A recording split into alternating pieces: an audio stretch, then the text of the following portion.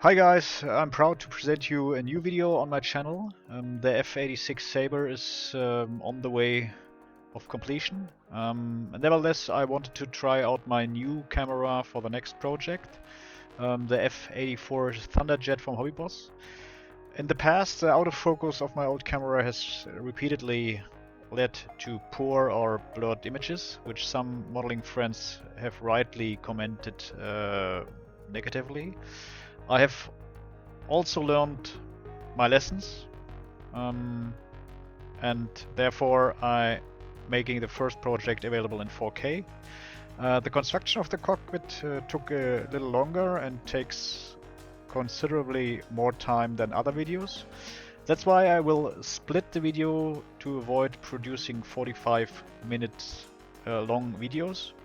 This time I dared to use the 1:32 scale. I love the era of the first jets or the fighter jets of the 50s, let's make a jet of the 50s. So here we go. The Hobbyboss kit is the only 1:32 scale kit on the market. Now it's over 10 years old and had a large number of add-on parts available in the early days. Unfortunately, Eduard has discontinued many add-ons, and so it is difficult to buy all sets here. Even on eBay, they were no longer available. So what does a good modeler or model builder do? He thinks for himself or uses substitutes. I try to find a pragmatic solution with styrene elements from Evergreen and etched parts for the P-51 from Eduard, and I think it turned out quite well, but see for yourself.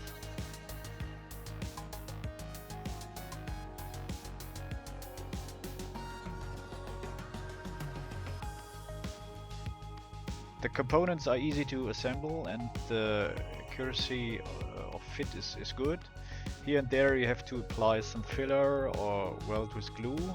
However, this is not a problem as these areas can be smoothed out perfectly with sandpaper. Here it would have been nice if the Eduard cockpit kit had been used, because the sidewalls of the seat are clearly too thick. Now you can certainly sand down a lot, but I didn't feel like it. And in the end you have to ask yourself the question, will you even notice the difference afterwards? But everyone should decide that for themselves.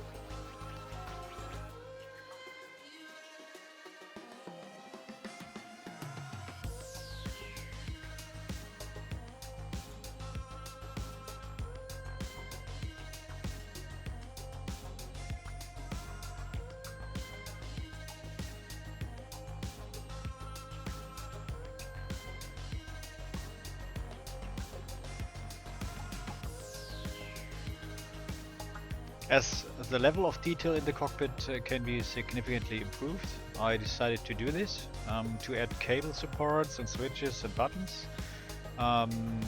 Unfortunately, there are not so many good reference pictures of the F-84 Thunderjet cockpit on the internet, so you have to improvise a bit here too. To create additional panels and switches I used 0.5mm styrene sheet and all injection molded parts to make the parts myself. To do this, heat injection molded parts with a lighter and pull them apart evenly until they have cooled it down again. This takes some practice and patience. Try it out.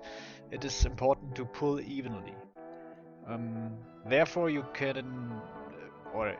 a candle would probably be helpful so that you have both hands free. Um, Feel free to make several thicknesses, and for those who don't want to do that, you can also get round rods in different thicknesses from evergreen.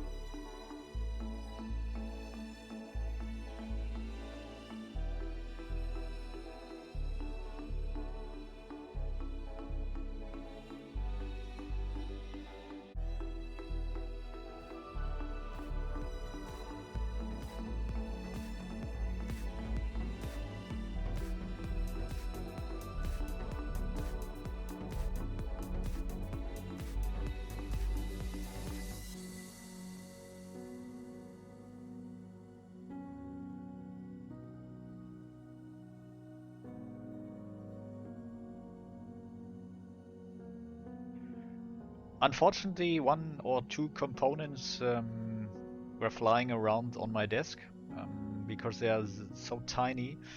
So it is advisable to produce something in stock.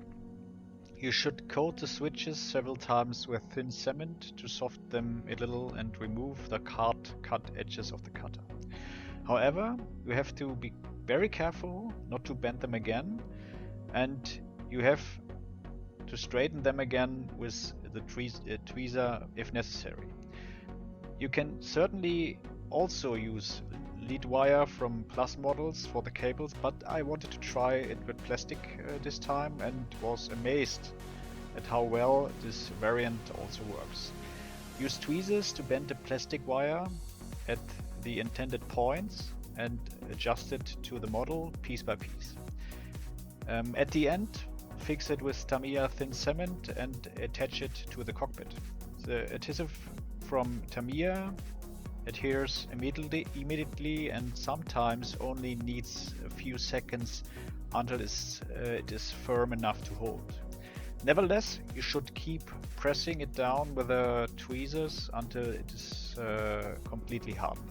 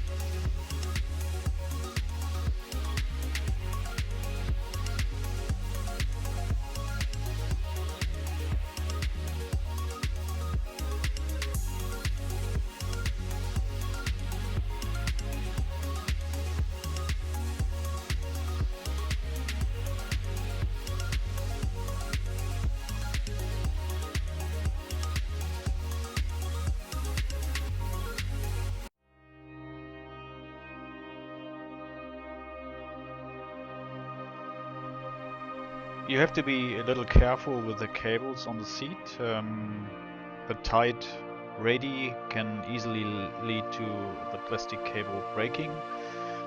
Here too, fix with Tamiya thin cement and bring into the desired position.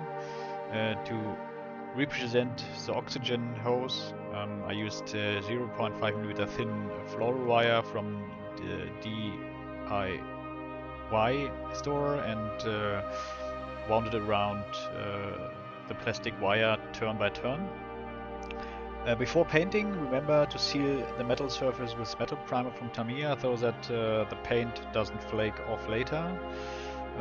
Then model the connection piece, bend it into the desired shape and insert it into the cockpit. And that is a finish for your cockpit before you can start with a color or paint work.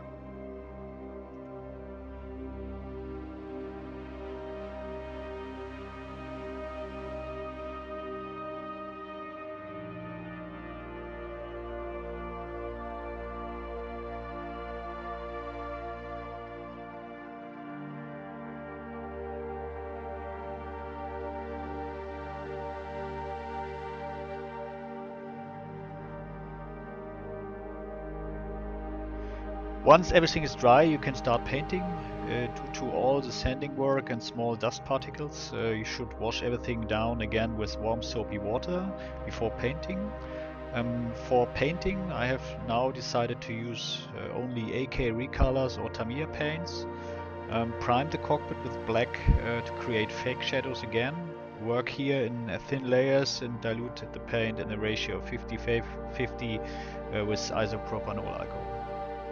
Then start modeling the cockpit with interior green.